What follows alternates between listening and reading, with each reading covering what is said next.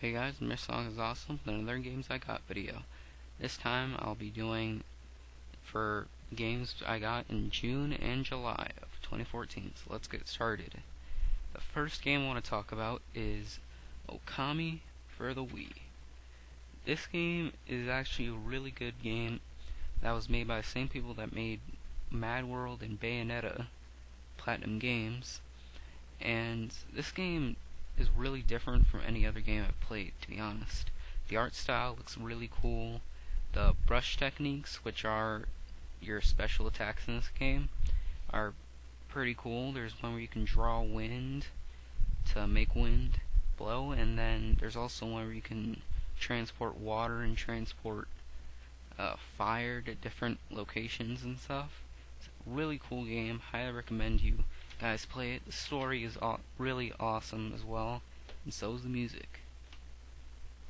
Next game I want to talk about is Metroid Prime 3 Corruption.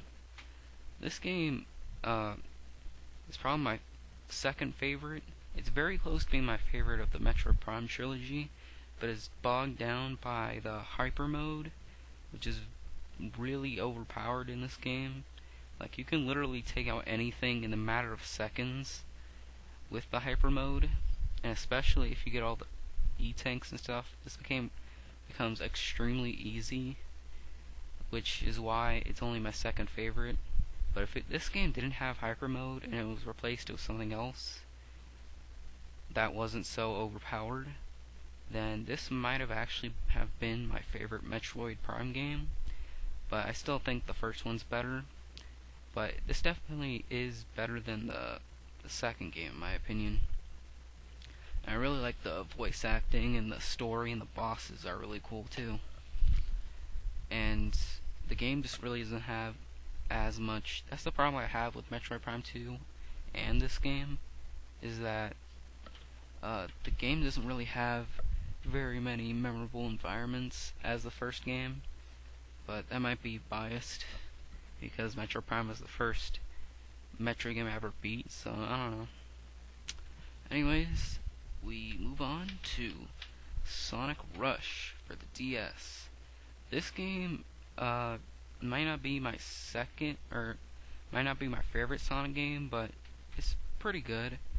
I was very interested in seeing how Sonic and Blaze met up with each other and how they became friends. The gameplay is kind of like a 2D version of Sonic Unleashed and Sonic Colors and Sonic Generations, because this is the first game where they used the boost mechanic that was used in those that was later used in those games. This game also had a sequel called Sonic Rush Adventure, which I will be picking up since I really enjoyed this game. My only problem with it is that there was a lot of very cheap deaths. Like, there was a lot of bottomless pits in the casino zone, and I think it was like Sky Zone or something. But there was this one zone where it had a ton of freaking vehicle sections where if you got hit, you would most likely instantly die. So that was pretty bad. And then the bosses are pretty lame as well, except for like the final two. Those are alright. Now we move on to PS1 with Ape Escape. This game is very nostalgic for my brother, because he used to play this back in the PS1 days, when I used to watch him and my mom play PS1 games all the time. And this was one of them, apparently. I don't really remember it though. But still, terms of myself, I really liked the game. It wasn't really what I was expecting. I thought it would be better, but that's probably because I didn't really go after all the monkeys and try to 100% the game, which I'll definitely do in the future. But in this game, you collect or you catch monkeys that all have different personalities and are in like different locations throughout all the stages. But overall, it's a pretty good 3D platformer. Alright, and I hope to play the sequels as well. Although I heard the second game is kind of like that game. or similar to that game, way too similar to the game. But anyways, well, moving on to Final Fantasy VIII. Now, I haven't beaten this game yet. I'm on the third disc. I think I'm halfway through the third disc, and I am really enjoying this game. I don't know why it gets hated on so much by the Final Fantasy fans, but overall, I think this might actually be my favorite Final Fantasy. But I don't really know yet because I haven't beaten it. So, for those who don't know, my current favorite is Final Fantasy X. But I really enjoy the story and how all the characters are connected in a way through childhood and stuff. Yeah, spoilers. Sorry if I spoiled it for you, but I just really enjoy the story. The battle system, I really like the junctioning system in this game, where instead of upgrading your stats through level ups, you upgrade your stats through junctioning magics and your GFs and stuff. So, but I really like this game so far. Can't wait to beat it. Anyways, next we have PlayStation 2, a game that gets hated on way too much by the fan base. Crash Bandicoot: The Wrath of Cortex, aka Crash Bandicoot 4. This game is one of the most nostalgic games of my childhood for me, and the reason is why this game actually used to be my favorite game of all time. Like, I remember writing, "What is your favorite game?" There's like, in first grade, there was like this thing where you wrote down what your favorite game was, and I wrote down Crash Bandicoot: The Wrath of Cortex. I remember asking my mom what the name of the Crash Bandicoot game was, and she said Crash Bandicoot: Wrath of Cortex, and I wrote it down. And I remember playing this game all the freaking time. Now, the loading times are really, really long.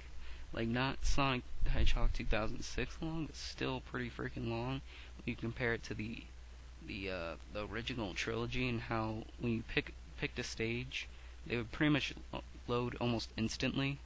So this is a really big change for me. But I heard the GameCube version has slower load times, and from what I remember, it did. So actually played this on the PS2 twice, and I played the GameCube version once.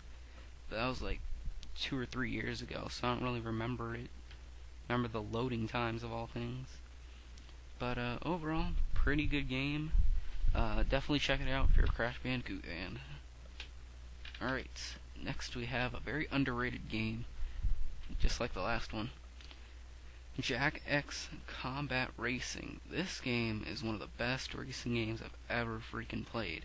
This game is basically a mixture of your classic style driving games where you drift by pulling the brakes and drifting, and like Crash Team Racing and Twisted Metal, all in the same game. This game is just really fun and addicting.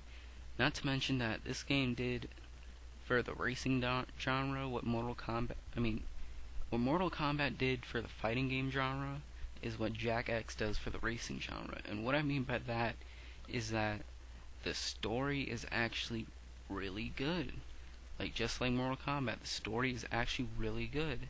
You don't really expect a good story in a fighting game, and you don't really expect a good story in a racing game either. But both of these games have the same quality of story, and you don't really see that in either of those genres. But overall, the gameplay in this game is really addictive. Highly recommend it if you're a Jak and Daxter fan, and just a racing game fan, and if you're a fan of Twisted Metal and racing games. That'd be awesome. Next, we move on to the PS3 games. First game is Metal Gear Rising: Revengeance. I freaking love this game. It's yet another game made by Platinum Games, just like Okami, and it's just as fantastic, if not better. But this game is like crazy and just epic, and is a really treat for Metal Gear Solid fans and just people in general. I mean, this game is really good as a hack and slash and as a Metal Gear Solid game, or just a Metal Gear game. It definitely doesn't have like the traditional qualities of a Metal Gear Solid game, but the story in this game is kind of not as big, I would say, as the main four, or as the other Metal Gear Solid games, but this game is just completely different. I think this game takes place at the end of the Metal Gear Solid timeline, or just Metal Gear timeline. But yeah, the gameplay in this game is crazy. I highly recommend you play this game because it's just awesome. Even if you're not a Metal Gear fan, still check it out. Alright, last game is Ni no Kuni: Wrath of the White Witch. I really enjoyed this game. This game gave me the same feeling that I got when I played Dragon Quest VIII back on the PS2. Like, and it's made by the same people too. That's what it's weird about it. The game is basically a sort of action RPG. Well, I would say it's a turn-based RPG where you can move around. So probably like Grandia, although I haven't played that game, it kind of looks like Grandia in a way, or the battle system anyway. It kind of, I don't know, it kind of looks like Grandia, I don't know. But the game is actually really good. I'm probably going to platinum this game when I get back to it. I did beat the game. Just great RPGs. What else can I say? Oh, this game also has a great art style. Really good art style that I really enjoyed looking at. And it's made by the same people that made like City in the Sky or whatever that movie was called. But yeah, Studio Ghibli. That's what they're called. But overall, pretty fun game. Definitely recommend it.